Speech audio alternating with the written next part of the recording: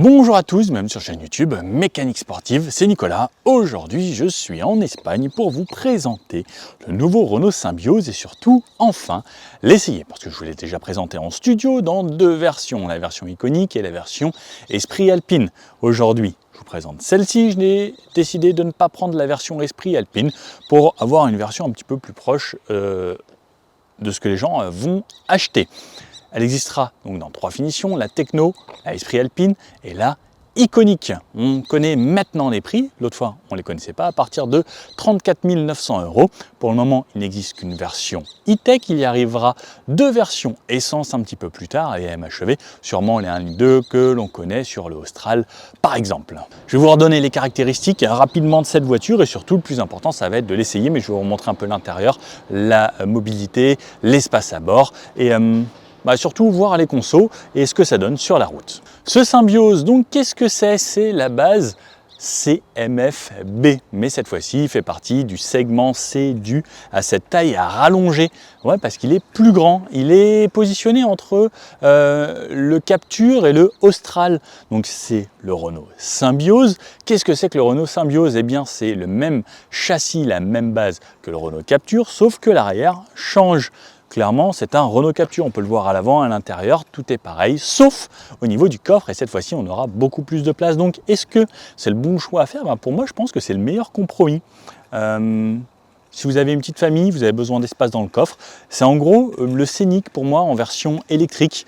Et je pense que c'est le bon compromis pour le quotidien et avoir de l'espace dans le coffre et avoir une voiture qui ne consomme pas trop, une voiture qui est hybride à la fois, et plutôt sympathique niveau look, et j'aime bien ce nouveau bleu d'ailleurs. Donc au niveau des dimensions, il mesure 4,41 m, c'est quasiment 18 cm de plus que le Captur. Tout ça parce qu'on a rallongé un petit peu au niveau des porte-à-faux arrière pour avoir justement cet espace dans le coffre. 1,80 m de large sur 1,57 m de haut, donc ça après c'est la même chose. Au niveau de la garde au sol, quasiment 17 cm. 2,64 m d'empattement, on verra ce que ça donne au niveau des places arrière et au niveau de l'habitabilité. Un poids d'environ 1500 kg, version en moteur e-tech 145 chevaux, donc on connaît. Batterie de 1,2 kWh, plus le moteur ici à l'avant thermique, plus les moteurs électriques qui permet de rouler des petites phases en 100% électrique avec des consommations plutôt raisonnables. Elle existera en 7 couleurs, puisqu'on a parlé un petit peu de couleurs, et ce bleu, il est vraiment magnifique, le côté pailleté, très très joli, il s'appelle le bleu Mercure d'ailleurs, et je pense que vous en verrez sur la route parce que je trouve que ça colle bien à cette auto. Trois nouveaux styles de jantes dédiés à cette voiture, je vous les avais montrés en studio. Si vous voulez revoir vraiment en détail toutes les explications de design, etc., regardez mes vidéos, vous tapez Mécanique Sportive Symbioz, vous allez tomber sur deux vidéos. On a également le Solar Bay qui est disponible, donc en gros c'est un Captur mais un petit peu au-dessus parce que le Captur, on n'a pas le Solar Bay il me semble, si je dis pas de bêtises. Et donc pour le moment sur les versions e-tech, 3 versions et ensuite on aura même les évolutions lorsque les petits moteurs arriveront. Et ce sera également un petit peu moins cher. Je reviens sur le moteur parce qu'il y a une mise à jour qui a été faite, on va en reparler lorsqu'on va rouler.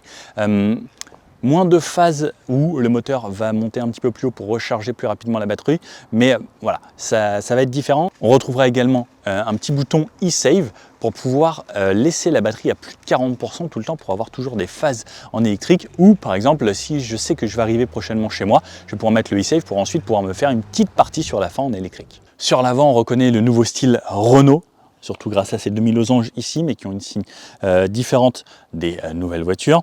Également, la partie LED Pure Vision, donc en avant 100% LED ici, et cette nouvelle partie en dessous du capot. Donc en gros, à partir de là, tout a été retravaillé sur le Captur et donc cette nouvelle version du Symbioz, puisque comme je vous disais, c'est exactement la même voiture de ce qu'on a ici à juste ce qu'on a en bas. Il y a sur le côté seulement et à l'arrière qu'on verra des différences. Au niveau du logo, on peut retrouver cette partie qui ressort et également quelque chose de texturé, un petit peu 3D, et surtout cette partie relief et également la peinture qui est en plusieurs couches, puisqu'il peigne d'abord une partie et ensuite il repeigne une autre partie par-dessus pour donner justement cette impression de matière et de relief. Ensuite, une petite partie aération ici, plus bas, les capteurs pour les aider à la conduite, on va avoir la conduite de niveau 2, le centrage de voie, régulateur de vitesse, des caméras ici à l'avant, également sous les rétroviseurs pour avoir des caméras 360, je vous remonte ça rapidement à l'intérieur, et ensuite une partie ici différente selon la version Esprit Alpine qui il y aura cette partie en gris avec la lame toujours typée F1 et le ski ici qui est teinté dans la masse directement, toujours les rideaux d'air sur le côté. Et donc pour le moment seulement le 145 chevaux E-Tech sous le capot. Sur le côté, vous pouvez le voir, donc ces nouvelles jantes qui sont dédiées spécialement à ce modèle. On retrouve toujours cette petite partie comme on retrouvait sur le Capture, donc Esprit Alpine qui peut être noté ici ou sinon cette partie simple, rétro noir. Alors, on n'a pas de biton sur la voiture. Un petit, je ne sais pas comment on pourrait appeler ça, pas parce que ça ne fait pas l'entourage, mais sur le dessous, façon chrome. En haut, c'est version en caoutchouc, des parties noires laquées, des poignées toujours type frigo et les arches de roue en plastique comme on a l'habitude pour donner ce style plus SUV à toutes ces voitures qui sont un petit peu surélevées. On est en 19 pouces aujourd'hui, on a des flancs quand même en 45, ce qui nous permet d'avoir un minimum de confort et on est en 225 de large au 4. Bon, ce qui va changer, c'est surtout cette partie ici comparée aux Captures. Donc ça a été rallongé, donc plus 18 cm pour donner plus d'espace aux personnes qui seront assises à l'arrière au niveau de la tête, plus de volume et également plus de volume de coffre. On va voir dans le coffre, c'est plutôt généreux. Le petit coup de 3/4 arrière parce que vous savez que j'aime bien. Donc sur le 3/4 arrière, long béquet ici, donc qui change des autres voitures. L'antenne type requin sur cette version. Une vitre surteintée avec l'essuie-glace. Le troisième feu stop qui est intégré dans la partie haute ici, mais assez bien. Et surtout, là donc toute cette partie est nouvelle. C'est le nouveau style Renault également. Cette partie du bloc optique qui est en 3D avec quelque chose de transparent qui nous laisse voir à l'intérieur. Donc ça, c'est le nouveau style depuis que ça a été refait sur la Clio. Ensuite, ça a également apparu sur Capture, ça apparaît ici sur Scénic, etc. Enfin, voilà, on voit vraiment cette nouvelle identité lumineuse chez Renault. Autant pendant un moment, il y a eu par exemple sur la Mégane le grand C qui était très sympa. Là, je pense qu'on passe maintenant à ces parties beaucoup plus fines et plus travaillées. On veut que ce soit plus agressif. Également, on le voit donc, que les parties ici ont été élargies, d'où cette petite partie ici qui joue également sur l'aérodynamique pour que ça casse les flux d'air et qu'ils partent bien droit. Un arrière plutôt travaillé et on retrouvera ici donc le nom de ce nouveau modèle, le Symbiose avec le nouveau logo Renault, également qui déborde un petit peu parce qu'il y a des parties comme ça et le logo revient sur le dessus, plus une petite baguette qui fait une sorte de petit béquet par-dessus, on a l'impression. Et je trouve ça très bien intégré parce que même les blocs optiques en fait sont creusés. Ça a vraiment du style. Et sur le bas, partie en plastique, juste ici, et le ski, pareil, teinté dans la masse, là, donc c'est en noir, c'est pas plus mal pour les gens qui vont faire de la ville, au moins si on vous rentre dedans, voilà, c'est moins embêtant que quand c'est de la peinture. Alors, dans le coffre, hop, parce que je vais venir ouvrir, on va pouvoir découvrir ce volume, qui est beaucoup plus important que sur le Capture. Donc ça a été voulu, c'est une voiture qui est faite pour, puisque maintenant le Scénic est devenu 100% électrique, il n'y avait plus vraiment grand chose au milieu en thermique.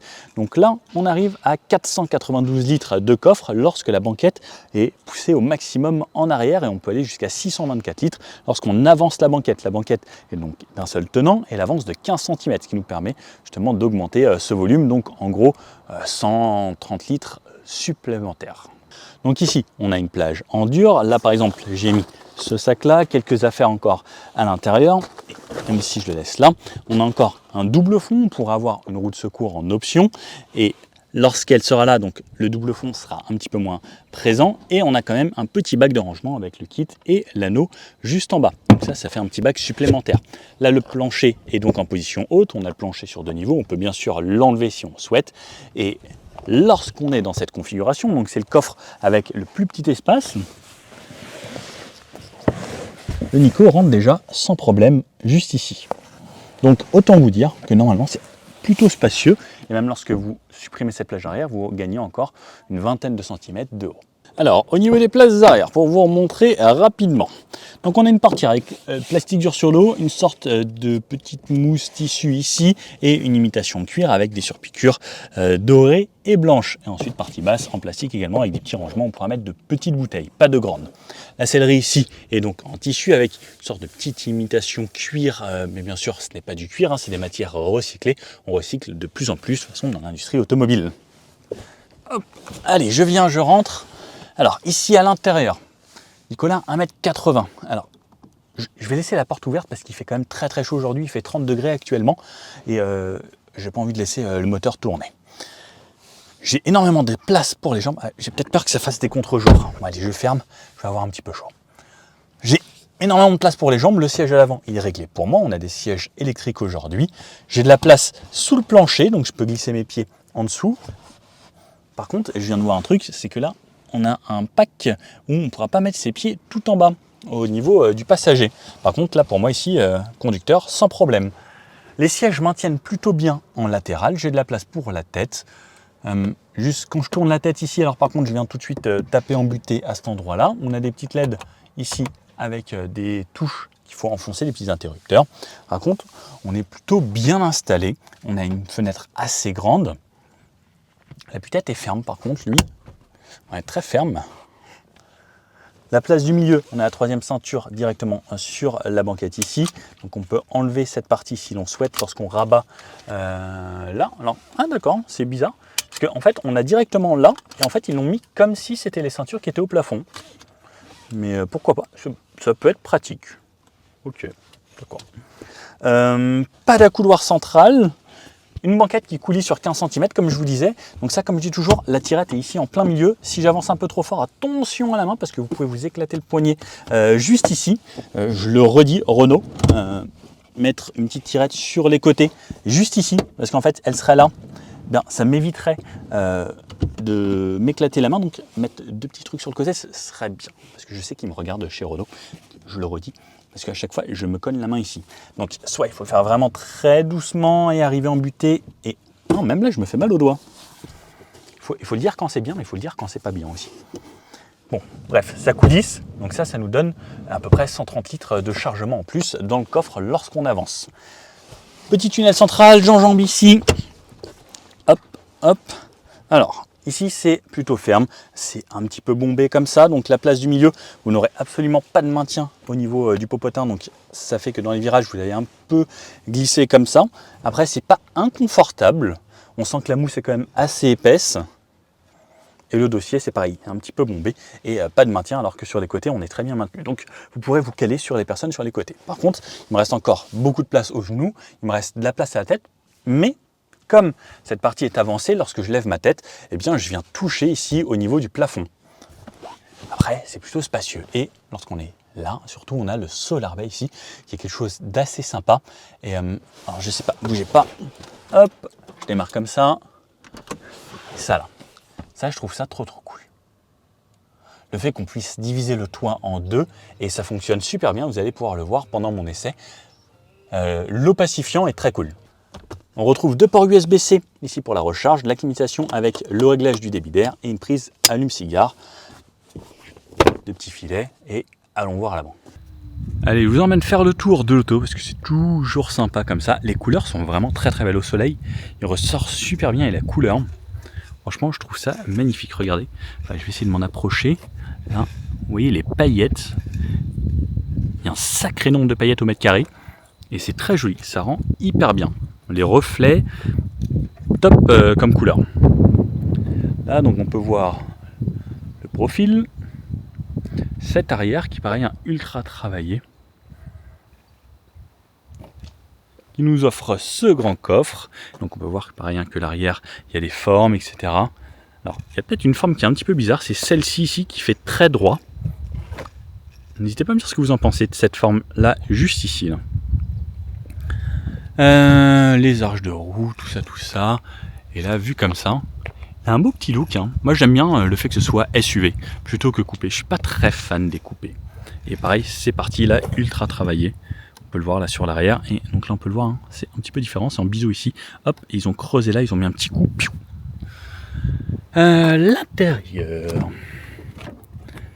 Voici à quoi ressemble l'intérieur. Portière ici, donc c'est du moussé pour le conducteur à l'avant, donc c'est moussé jusqu'à là. Ensuite, plastique dur sur toute la partie basse. Ça, c'était une petite étiquette parce qu'ils m'ont réservé la petite voiture.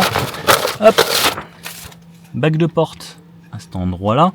On pourra mettre une bouteille d'1,5 litre. Ensuite, de ce côté-là, ce sera commande de fenêtre, rétroviseur, assez simple. Le petit badge Renault là sur l'entrée du véhicule, sur le seuil de porte. On a des sièges électriques sur notre version aujourd'hui, avec pareil, ces petites parties ici en doré un petit peu, qui sont assez jolies, et les sièges en tissu et surtout le logo Renault qui apparaît maintenant juste ici dans le siège, également de ce côté-là avec un demi-losange et ce grand toit ici, donc vous pouvez voir qui est ouvert à moitié, et je peux faire donc l'autre moitié également de cette façon. Et ensuite, je peux même le faire revenir de l'arrière, il est défilant, donc ça c'est plutôt sympa. Hop,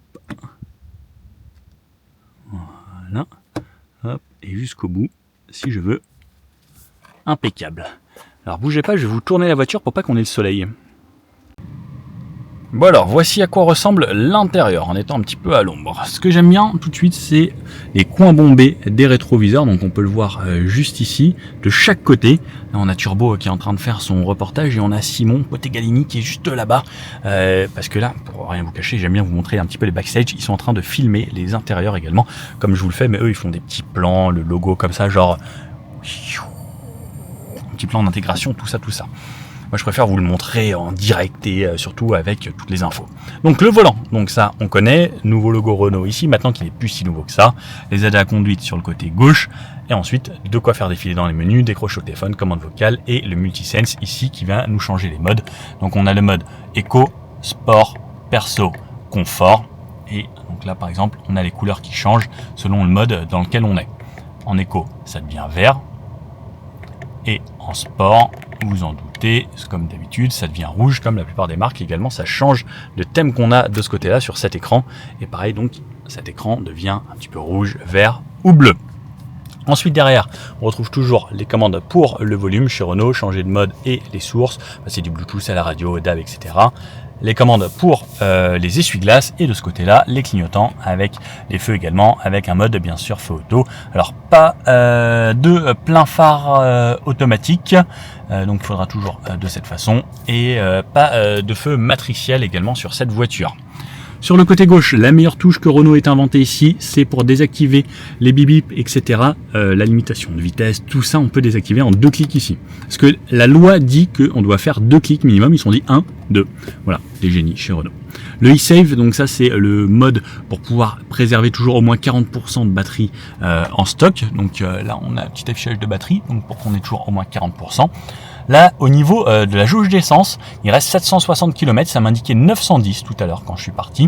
Sur la gauche, on a le compteur. Ici, on peut faire défiler les menus, on peut avoir différents styles. Et ce que j'aime bien, c'est que les animations sont plutôt cool. C'est assez rapide. Voilà à peu près les thèmes qu'on peut avoir. Là, et retour à quelque chose de très simple avec la carte si on souhaite. Et pareil, donc je peux faire défiler les infos juste ici et supprimer, avoir la carte en grand. Et je peux également avoir la carte ici, donc je peux avoir le GPS là, et c'est Google Maps qui est intégré puisque c'est Google Automotive qui gère l'intégralité de l'infodivertissement, et ça c'est vraiment bien. On peut ouvrir le coffre ici à distance puisque c'est un coffre électrique. Les aérateurs, c'est là, ici, et cette partie. On a ici en gris, dans les versions Esprit Alpine, on a un bleu dégradé. Et là, non, il n'est pas dégradé, il est assez uni. Ensuite, on a de l'imitation cuir ici, avec des surpiqûres. Le haut, tout est moussé, c'est plutôt agréable. On a un sono Harman Kardon avec un son qui est plutôt de bonne qualité ici à l'intérieur. Cet écran, donc ça on connaît, hein, depuis la nouvelle Renault Mégane électrique, c'est le même infodivertissement, le même écran. Donc cette partie tablette qui ressemble quasiment à chaque fois à la même chose, avec les touches également en bas pour la climatisation en physique. Donc ça, c'est une très très bonne chose de la part de Renault également d'avoir laissé en direct en physique. Touche warning, verrouillage du véhicule, un endroit pour ranger son téléphone ici. Alors en option, il fait chargeur par induction. 2 ports USB type C ici pour connecter à la voiture, la prise 12 volts et un espace de rangement également ici, et également un espace de rangement à cet endroit là avec la console flottante juste ici. La clé, c'est toujours la même, nouveau logo Renault, et toujours de quoi ouvrir, verrouiller, déverrouiller, et juste les lumières si on veut dans la nuit. Et on a toujours cet emplacement spécifique. Donc rangement là, petit téléphone là-bas. Double porte-gobelet, ici on peut mettre ce genre de petite bouteille. Frein de stationnement, donc frein à main, et le auto hold qui permet de ne pas avoir à rester appuyé sur la pédale de frein lorsque je suis arrêté, un stop ou un feu. La boîte de vitesse ici, donc avec le sélecteur donc, qui est le même que depuis le premier capture. Je tire vers moi, drive, je tire une deuxième fois, je passe en mode B. Le mode parking ici, et reculer, puis sur le frein, reculer ici, et donc là ça m'active les caméras 360 degrés. Alors Renault, je suis désolé, mais là la qualité c'est pas foufou, hein. Je vous jure, ça ressemble à ça. Vous savez, on dirait les caméras de vidéosurveillance des années 80. C'est un petit peu dommage. Après, je peux voir quand même le côté ici pour le trottoir avec ma roue qui tourne. Et petite info, j'ai appris il n'y a pas longtemps, cette ligne rouge, en fait, c'est la limite sur laquelle il faut vous arrêter lorsque vous reculez pour pouvoir ouvrir le coffre. Voilà, maintenant vous pourrez le raconter à vos copains. Et c'est valable également lorsqu'on est sous cet angle. Hop, et je me remets en parking. Un couloir ici qui s'avance, un petit peu moussé, mais il est un poil dur. Et on ouvre en appuyant comme ça. Et on a accès à un petit coffre où on peut ranger une petite bouteille comme ça. Les coffres, ça c'est bon. Les sièges, je vous ai montré. La boîte à gants. Ce qui est agréable chez Renault, c'est qu'on a toujours de très très grandes boîtes à gants. Ici, on peut ranger 2 grandes bouteilles. C'est plutôt bien. Et vous pouvez voir le gilet, sans problème. On a un endroit pour mettre ses papiers. Le Solar Bay, ça je vous l'ai montré. Là-haut, donc, les touches pour le Solar Bay, la touche SOS, les lumières ici avec des boutons, le micro pour quand je parle en Bluetooth, le miroir, le support à ticket, l'éclairage, le rétroviseur sans bord, donc ça c'est plutôt joli. On peut voir qu'on a quelque chose d'assez bien à l'intérieur, pareil sur la finition au niveau du haut, et la vue sur les sièges arrière. Tiens, et d'ailleurs, je voulais regarder ça. Est-ce que ici à l'avant, je peux reculer mes pieds puisque donc on a quelque chose en dessous du siège. Et ouais. Donc par contre à l'avant on a de l'espace, c'est juste derrière. Donc on a le petit rebord pour les gens qui seront passagers. Bon, je pense que je vous ai tout montré sur l'intérieur de cette voiture. Il ne reste plus qu'à aller l'essayer. On va faire tout type de route, de l'autoroute, etc. Je vais vous faire un mix et on voit ce que ça donne niveau conso. Les amis, c'est parti à bord de ce Captur. Non, pas Captur, le The Symbiose E-Tech. J'ai fait la petite boulette. Mais bon, comme je vous disais, hein, c'est l'équivalent, sauf que on a plus de coffres et plus de modularité à l'arrière. Drive et c'est parti. Donc toujours cette motorisation E-Tech. Dans tous les cas, on démarre en 100% électrique à chaque fois. Donc il n'y a pas d'embrayage. Et ça permet justement d'avoir ce confort à basse vitesse. Alors ça, tout de suite, on désactive, on met avec son mode perso, parce que sinon, ça va sonner tout le temps. L'avantage, ça c'est vraiment le réel avantage, c'est que ça puisse couper. Oh, il y en a un paquet des Symbiose, la vache. Ah, je pensais pas qu'ils en avaient autant que ça. Sortie Salida, par là. Donc à basse vitesse, ce côté hyper agréable de l'électrique, on a toujours cette suspension confortable, on a de l'espace, on est bien dedans. Ce que j'aime bien, c'est ce toit avec le Solar Bay. Donc là, on a pas mal de soleil aujourd'hui, donc je vais le laisser comme ça un petit peu pour que justement ça filtre pas mal les rayons du soleil. On entend légèrement le bruit de piéton. Alors, il y a des gens qui aiment bien l'entendre. D'un côté, ça donne un côté un peu vivant à la voiture. Là, je fais exprès de passer dans les gros trous de bouche d'égout et autres. Ça filtre super bien, j'ai hâte de voir ce que ça va donner sur la route. Là, le moteur vient de se démarrer. On l'entend légèrement, mais on ne le sent pas du tout. Ça roule assez bien. C'est plutôt réactif. Ah, c'était là, je l'avais pas vu. Hop, on descend par là. Niveau du freinage, on a un bon freinage. Alors, sortie. Tiens, pendant qu'on est à l'intérieur, ici, alors, Planta 01, c'est que ça doit être là. À l'intérieur, on a un petit peu d'éclairage dans les portières. C'est tout, hein. Ouais, très peu d'éclairage, mais bon, c'est joli un minimum. Après, comme on a beaucoup d'écran, c'est déjà assez lumineux. Bon, après 5 minutes dans ce parking à faire le tour dans tous les sens, j'ai enfin trouvé la sortie. Allez, c'est parti, on va faire un petit peu de ville. Allez, petit dodan à les bandes. Ouais, c'est très agréable. Ça relance plutôt bien. On sent qu'à l'arrière, la suspension est un petit peu plus raide. Faudrait que j'essaye de voir d'ailleurs si je peux trouver un collègue qui puisse me conduire pour voir ce que ça donne. Hop, par ici, par là. La direction est agréable. Là, c'est pas déconnant au niveau suspension, ça s'appuie un peu, mais ensuite on sent une certaine rigueur qui, à mon avis, va faire que même sur des petites routes, ça devrait pas trop mal se passer. Allez, on monte un petit peu en vitesse. Donc la boîte gère toute seule, on ne sait pas du tout en quel rapport on est, il y a plein de configurations possibles entre les moteurs électriques, les moteurs thermiques, les boîtes, etc. Ça, c'est la voiture qui s'en occupe. Ici, c'est 80 km/h de ce que j'ai vu, donc je vais me régler ça. Si je vais par là, je vais à Madrid, si je vais par là, je vais à Valence. D'accord. Hop, je vais mettre 80. Alors, ce que j'aime bien, c'est le nouveau compteur, nouvelle instrumentation, nouveau lettrage. C'est assez joli.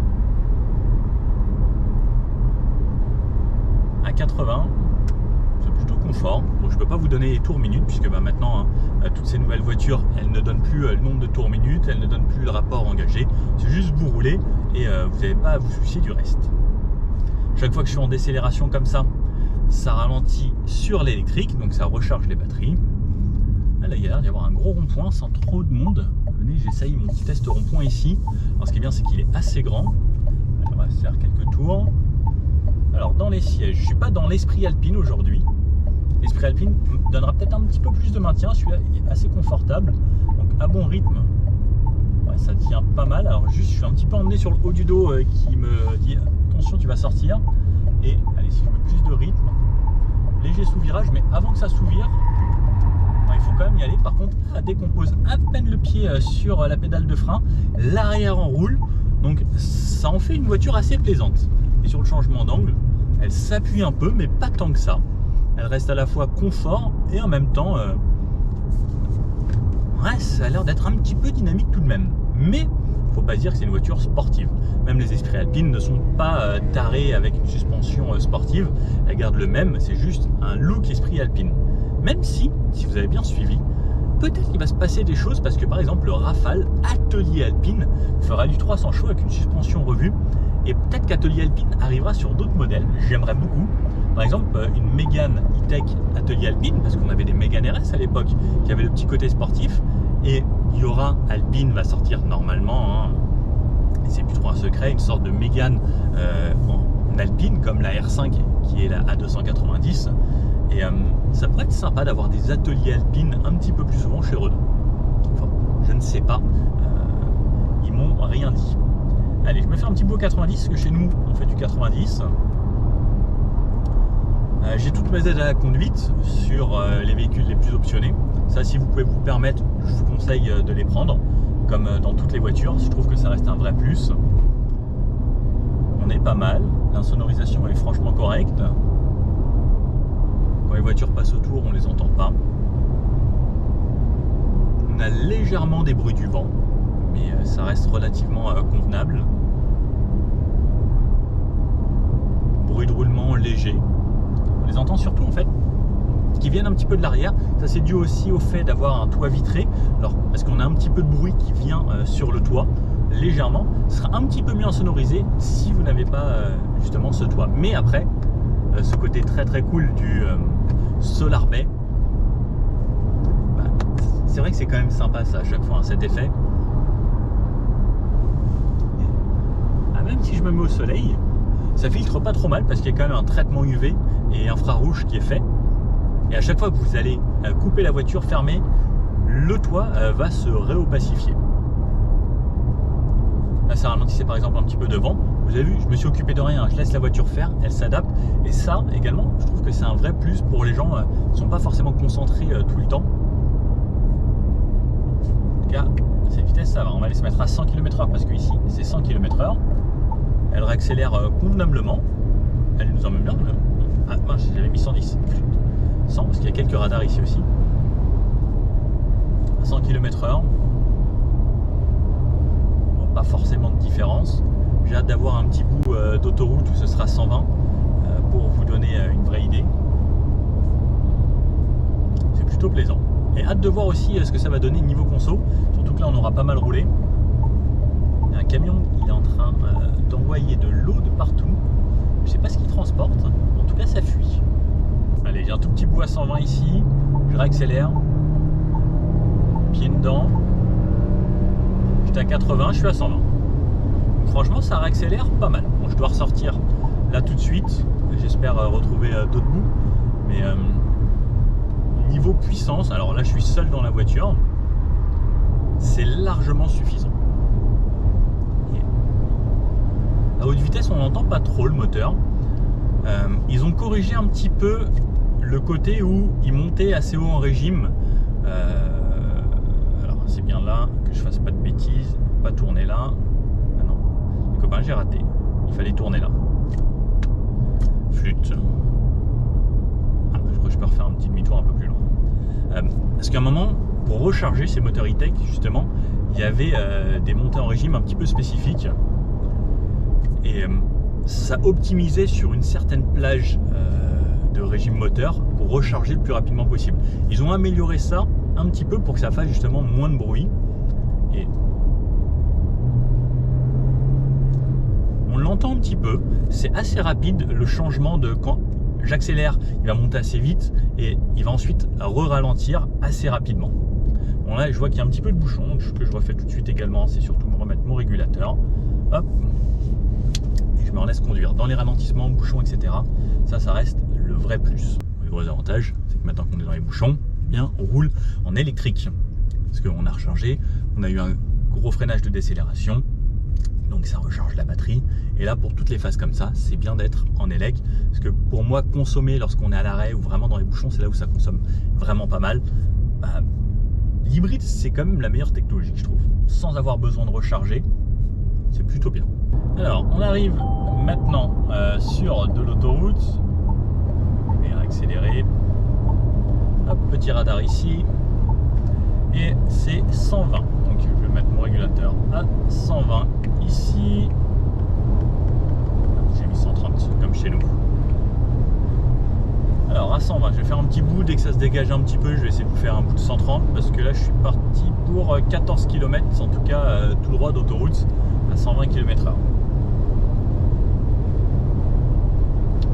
Alors à 120, j'entends un petit peu le moteur là actuellement, légèrement. Ah, ça y est, je l'entends plus.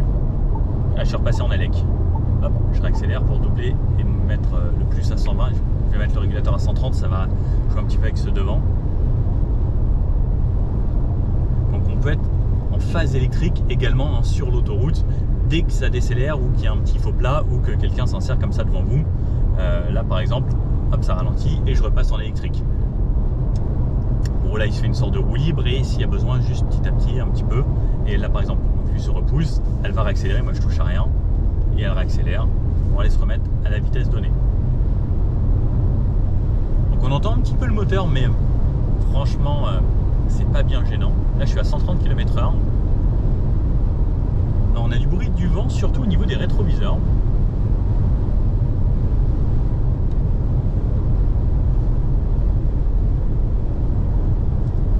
Et un poil sur l'avant, c'est pas mal. Le moteur, donc je l'entends un petit peu. Au niveau de la consommation en instantané, là je suis à 124. Je suis entre 6 et 7. Je pense que la moyenne à peu près sur autoroute, vous serez aux alentours des 7 litres. Ce qui n'est pas forcément déconnant pour un SUV de cette taille. L'avantage c'est qu'il n'est pas trop lourd parce qu'on a juste une simple hybridation. Pour faire de la route, c'est quand même assez agréable. Le moteur assez discret, vous pouvez vous mettre un petit peu de musique ensuite. Vous oubliez tout de suite un petit peu ces bruits de vent et le moteur. Il n'y a pas de vibration. Bon, malheureusement, comme je dis, je ne peux pas vous dire à quel régime je suis. Moi j'aime bien quand même savoir à quel régime je suis, je sais pas. Mais après, comme c'est une boîte qui gère automatiquement, c'est peut-être parce que ça peut faire peur des fois, elle monte un petit peu haut et ensuite elle se fait des phases en électrique. C'est peut-être pour ça qu'ils n'ont peut-être pas voulu donner le régime également. Bon, je continue comme ça. Il me reste pas mal de routes à faire sur autoroute. Je voulais me faire un vrai mix avec un trajet autoroutier assez long pour vous faire justement un point sur les consos, parce qu'on n'utilise pas forcément sa voiture que en ville ou que sur des petites routes. Même si je sais qu'il y a quand même pas mal de gens à la campagne qui font principalement des routes à 80 ou 90, où dans ces conditions, ces voitures sont top niveau conso. Alors là, je vais sortir de l'autoroute, moyenne assez cool, 5,5 litres au 100 depuis que je suis parti tout à l'heure, et sur 43 km, ce qui est pas mal, et j'ai dû faire une trentaine de kilomètres de route, d'autoroute, donc vraiment pas mal. Hop, allez tiens, rapide. La voiture reste bien. Elle est plutôt agréable. Niveau conso, c'est top. 5,4 litres, là ça baisse encore un petit peu. Je m'attendais à plus au final. Alors je roulais à 120. Le fait de rouler à 130, vous avez peut-être rajouté 0,2 litres. Mais c'est plutôt pas mal. Le côté élec, là pareil. Ce qu'on voit, c'est également lorsqu'on est en mode D, le mode drive, lorsque je relâche, il y a une toute petite régénération qui se fait, une sorte de léger frein moteur, mais très léger. Ce qui est assez intéressant, c'est de pouvoir rouler comme ça, d'anticiper et de se dire voilà, je ralentis assez par exemple là pour pouvoir aller prendre mon rond-point et ensuite réaccélérer. Là même sur la montée, là je suis quand même en élec, pourtant là c'est très très pentu. Si j'accélère juste sur un petit filet de gaz, et là ça a redémarré. Et ça c'est aussi le côté intéressant de l'hybride. Ensuite il y a le mode B, donc je tire une fois vers moi et là ça me crée un gros freinage régénératif. Donc là ça freine que en élec, donc comme lorsqu'on appuie sur la pédale également, sur le début de la pédale. Alors est-ce qu'il y a personne derrière moi? Il n'y a personne derrière moi. Et normalement ça va descendre comme ça assez fort jusqu'à une dizaine de km/h et ensuite on reste à 9 km/h à peu près en roulant comme si on avait relâché la pédale de frein. Ça c'est plutôt bien si on est sur des petites zones où il faut accélérer, freiner assez souvent. Par exemple là, je peux me dire voilà, tiens, ça accélère, hop, là il y a un gros virage ici, je relâche, ça freine pas mal et ça m'évite de toucher la pédale de frein. Je tourne ici et je réaccélère. Donc ça c'est des petits trucs assez sympas au quotidien pour pouvoir rouler avec une seule pédale. Il y a des gens qui ramassent, alors je sais pas si c'est du riz, mais je pense que c'est du riz qui plante ici. Oh, un héron. C'est plutôt joli, là on est vraiment dans la campagne. Il y a des champs à perte de vue avec un énorme lac pas très loin de Valence. Pour les meilleurs d'entre vous, est-ce que vous sauriez me dire où est-ce que je me trouve, sans trop tricher? Bon, le côté agréable sur ce genre de petite route. Et on va se tester un 0 à 100 juste ici. Allez, vous êtes prêts? Pied dedans, c'est parti.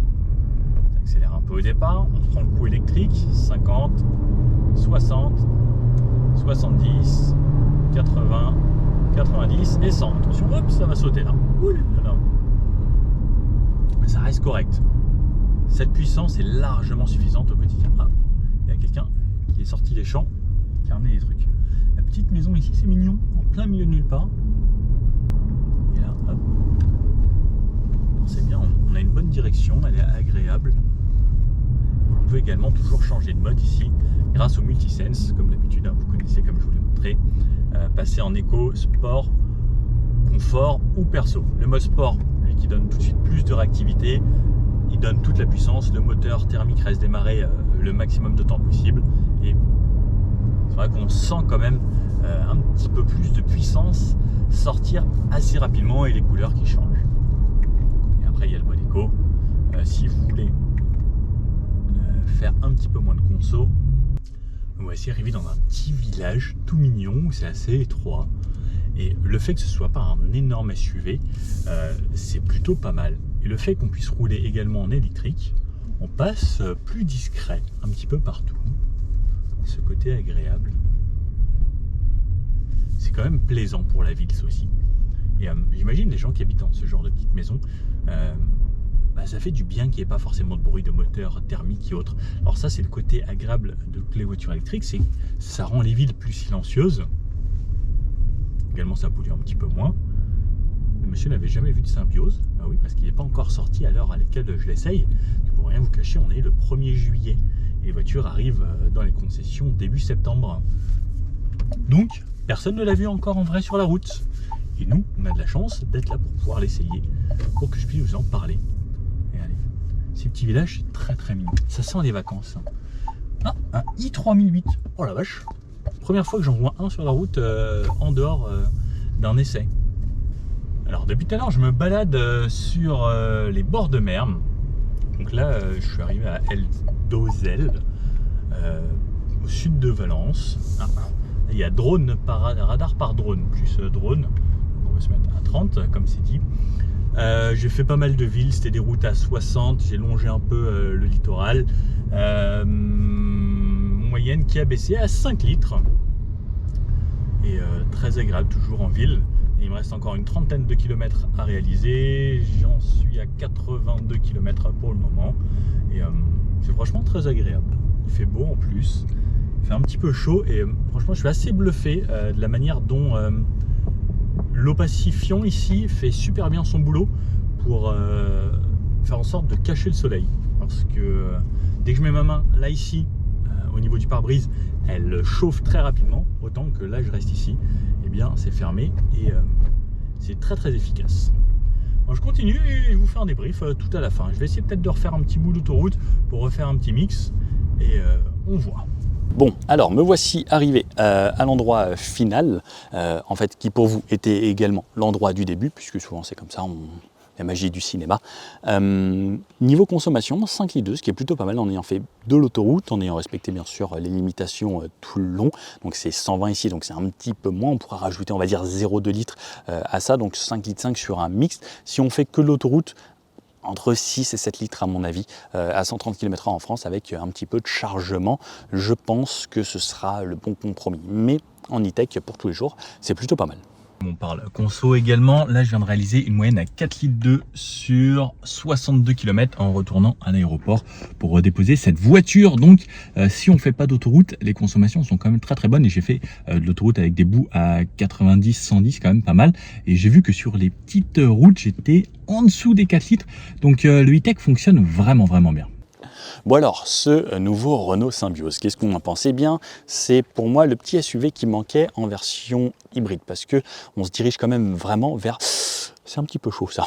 On se dirige vraiment vers beaucoup de voitures électriques. Ce qui est bien, c'est que Renault garde toujours de gamme, une gamme e-tech, on va dire, avec quelques versions thermiques 100% et des fois même des versions diesel, par exemple sur la Clio, même si on sait que le diesel là il commence vraiment à disparaître, beaucoup de villes veulent supprimer les diesels, les grandes villes surtout, même si on voit que certaines disent ouh là là, attends, il y a quand même beaucoup de gens qui roulent en diesel et ça a quand même quelques avantages. Là, celui-ci, il est disponible seulement en e-tech pour le moment. En 2025, on aura 2 versions mild hybride. On ne sait pas encore exactement, mais on le devine un petit peu, hein, comme je vous disais. Qu'est-ce que c'est? Donc, c'est une sorte de capture, mais un petit peu rallongée, une sorte de grand capture, même s'ils ne veulent pas trop qu'on dise ça. Mais moi, j'aime bien dire que c'est un grand capture parce qu'en fait, il a ce grand coffre, c'est un petit peu rallongé. Et je trouve ça, en fait, vraiment pratique. Si on a besoin d'un SUV assez compact, parce que alors, il passe dans le segment C dû à sa taille, mais j'ai l'impression qu'il reste quand même vraiment plutôt petit, c'est pas un Austral. Un Austral, c'est quand même vraiment plus grand. Donc, je pense que ça reste le bon compromis, ça pour le quotidien. On a du volume de coffre, on a un petit peu d'espace à l'arrière. Pour une famille de 4, c'est plutôt bien. Ce que je dis dans la vie, on n'aurait pas besoin de tant de voitures que ça. Si on veut une petite voiture de place assez sympa, on prend une Mazda MX-5 en version propulsion. C'est le top. Si on veut une petite citadine, une Toyota Yaris, c'est top. Et ben, je pense que maintenant, celui-là, il ferait partie des voitures que je pourrais recommander en me disant, il vous faut un petit SUV avec un petit peu de coffre, plutôt spacieux. Je pense que le Symbioz ferait bien l'affaire. Pour moi, si vous avez besoin de 3 voitures, ce serait, je pense, l'idéal. N'hésitez pas à me dire ce que vous en pensez. Est-ce que vous êtes plutôt d'ailleurs vous, les versions coupées, la capture, ou plutôt ce genre de SUV? J'avoue que pour moi, SUV, c'est cette forme comme ça, c'est comme tous les SUV premium. J'ai toujours préféré cet arrière qui va bien plus loin et qui donne vraiment plus de coffre et plus d'espace à la tête. Tout ça pour l'arrière, banquette coulissante, tout ça c'est très bien. Ça peut moduler le coffre si on a besoin et on peut avoir quand même 1582 litres exactement si on rabat la banquette arrière, ce qui laisse normalement plutôt pas mal d'espace. Bon, si vous avez bien aimé cette vidéo, le petit pouce bleu comme ça, n'hésitez pas à vous abonner, puis je vous dis à bientôt pour une prochaine vidéo. Ciao!